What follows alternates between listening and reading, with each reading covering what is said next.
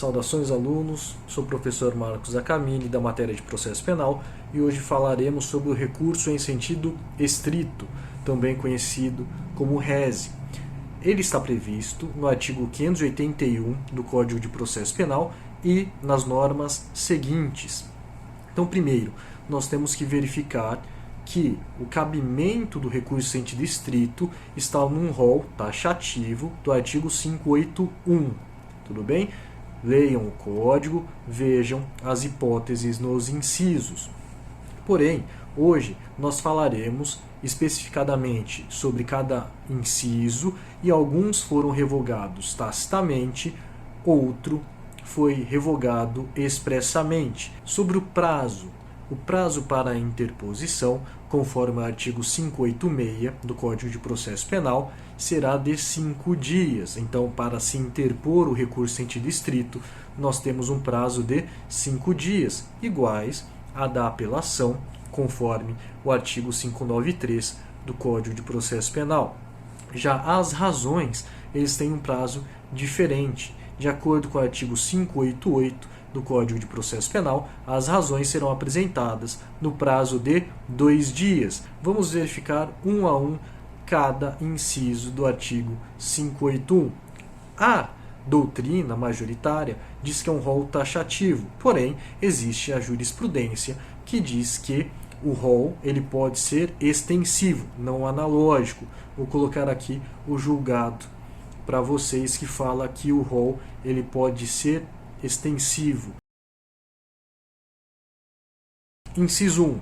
Então nós temos: caberá recurso em sentido estrito contra a decisão que não receber a denúncia ou queixa-crime. A denúncia ou queixa-crime é a peça inicial acusatória, denúncia pelo Ministério Público nas ações penais públicas e queixa-crime nos casos de ação penal privada. Então nós temos aqui uma hipótese de rejeição.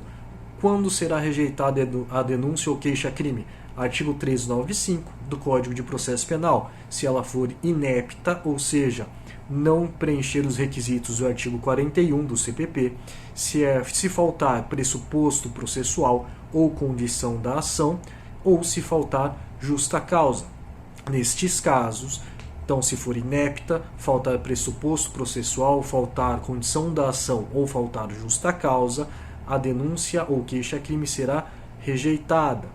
Então, neste caso, a acusação poderá se utilizar do inciso 1 do artigo 581 do Código de Processo Penal, poderá interpor recurso em sentido estrito. E caso haja o recebimento, existe recurso a ser utilizado pela defesa? Não. Então, o recurso em sentido estrito será somente quando houver rejeição da denúncia. Se houver o recebimento, não existe recurso cabível, podendo ser utilizado o habeas corpus. O habeas corpus é uma ação autônoma de impugnação.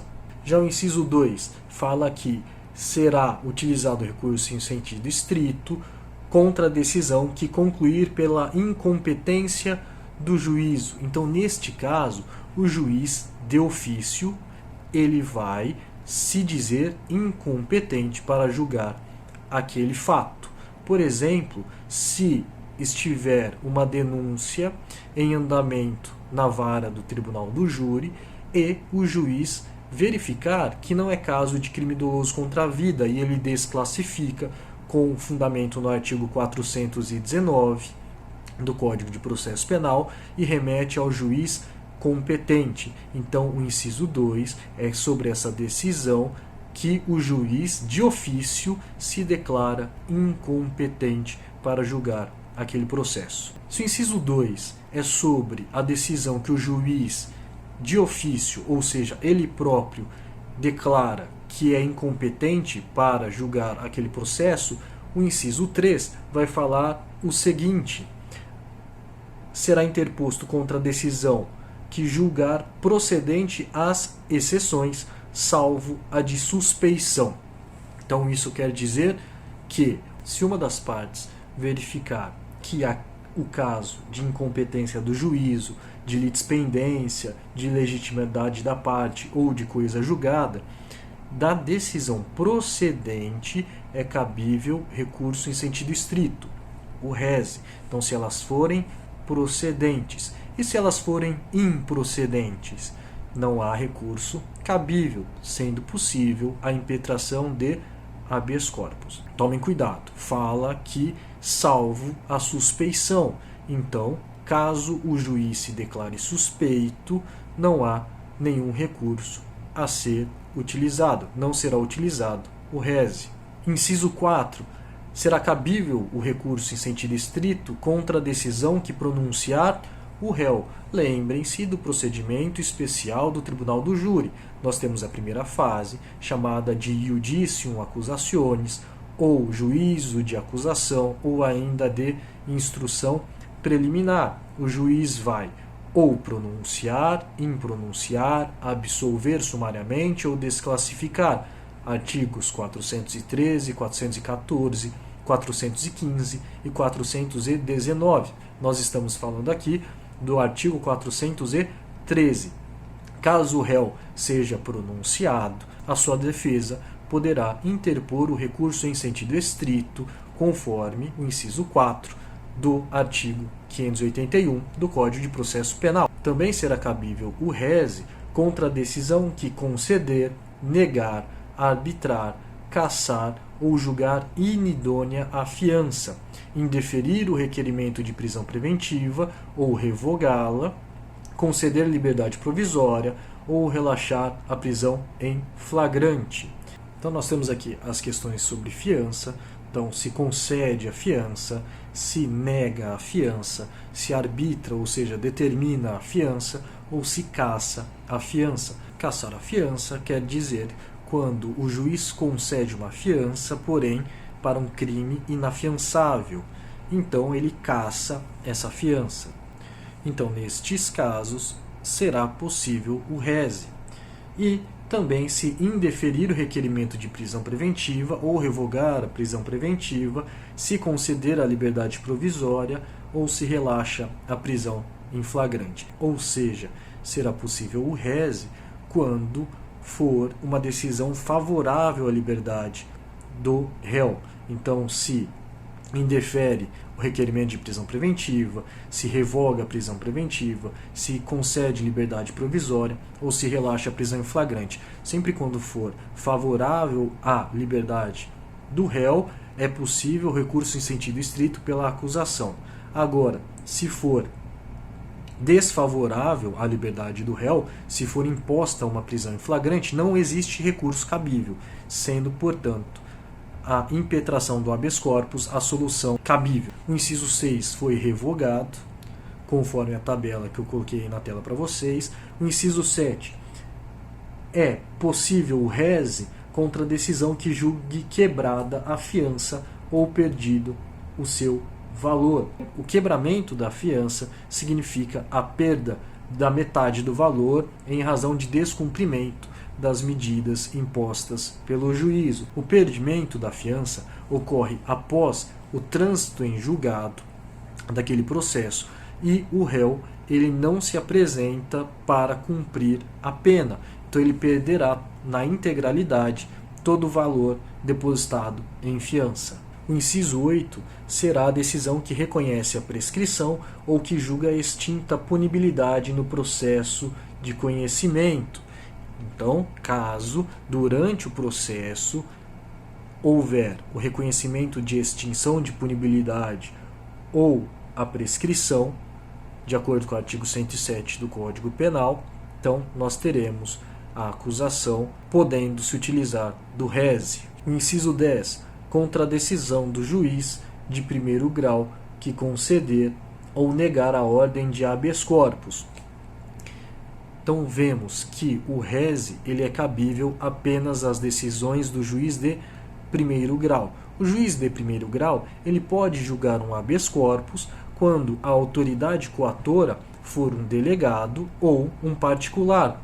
Então, caso um delegado prive a liberdade de alguém sem mandado de prisão, sem haver a prisão em flagrante, poderá ser impetrado um habeas corpus que será julgado pelo juiz de primeiro grau. Quando o juiz de primeiro grau ele concede ou nega a ordem de habeas corpus, dessa decisão do juiz de primeiro grau é cabível o rese conforme o inciso 10 do Código de Processo Penal. O inciso 13 do artigo 581 do Código de Processo Penal fala que o recurso em sentido estrito pode ser apresentado contra decisões de primeiro grau de jurisdição que vier a anular no todo ou parcialmente o processo a partir da instrução criminal. Então, caso haja anulação do processo, será possível a interposição do rese conforme este inciso. O inciso 15 fala que será cabível o rese da decisão que não receber apelação ou julgá-la deserta. Então, quando a gente falou do recurso de apelação, nós temos o juízo de admissibilidade. Então, se o juiz não recebe, ou seja, não conhece a apelação, cabível recurso em sentido estrito, ou se julgá-la deserta. Lembrem das aulas anteriores. A apelação ela será julgada deserta nas ações penais privadas quando não recolher as custas recursais. Isso é chamado de deserção. Então, dessa decisão que julgar deserta o recurso de apelação, é possível o rese. O inciso 16 fala que da decisão que suspende o processo em face de questão prejudicial, manejável será o recurso em sentido estrito. As questões prejudiciais estão disciplinadas no artigo 92 a 94 do Código de Processo Penal.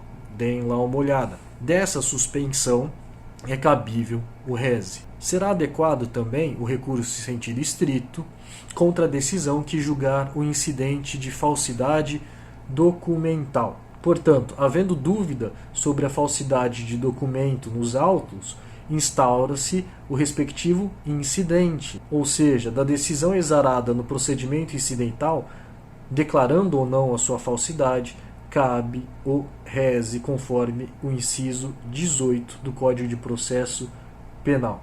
Sobre o inciso 14 do Código de Processo Penal, que é da decisão que inclui jurado na lista geral ou desta ou excluir, nós temos na doutrina uma divergência. Porque após a reforma, em 2008, não há mais essa previsão no artigo 426. Então, parte da doutrina fala que é cabível o rese e a outra parte fala que não. Para aqueles que dizem cabível o recurso sentido estrito da decisão que inclui ou exclui o jurado da lista geral, o prazo para interposição será de 20 dias a partir da publicação da lista de jurados, conforme o artigo 586, parágrafo único do Código de Processo Penal. E, ano passado, com o advento da Lei 13.964, em 24 de dezembro de 2019, há a inclusão de mais um caso de cabimento de rese, que é o inciso 25, que é da decisão que não homologa o acordo de não persecução penal previsto no artigo 28A. Então, o acordo de não persecução penal foi incluído em 24 de dezembro de 2019 e também agora, caso este acordo não for homologado pelo juiz, é possível o rese conforme o inciso 25 do artigo 581 do Código de Processo Penal. Olhem a tabela aqui na tela, os incisos 9, 12, 17, 19, 20, 21, 22 e 23, eles foram revogados tacitamente porque são decisões de execução penal. Então são regidos pela Lei de Execução Penal, que é a Lei 7.210 de 84. Quando for na fase de execução de pena, o recurso cabível é o agravo em execução, conforme o artigo 197 da Lei de Execução Penal. Então, estes incisos que estão em vermelho, eles foram revogados tacitamente. Por último, o inciso 24, que fala que da decisão que converte a multa em detenção ou em prisão simples, ela foi revogada tacitamente pelo artigo 51 do Código Penal. pois a pena de multa não pode ser mais convertida em privativa de liberdade. Então, estes são os casos de cabimento do rese. Tomem cuidado, pois muitos destes incisos eles foram revogados tacitamente pelo artigo 197 da Lei de Execução Penal e pelo artigo 51 do Código Penal. Quando for execução de pena, então quer dizer, já houve o trânsito em julgado, nós estamos na fase de cumprimento de pena, não será mais cabível o rese, será cabível o agravo em execução. Espero ter sido claro. Estudem, leiam a doutrina, leiam o artigo 581 do Código de Processo Penal e os seguintes. Na próxima aula daremos continuidade a este recurso chamado recurso em sentido estrito. Bons estudos e até logo.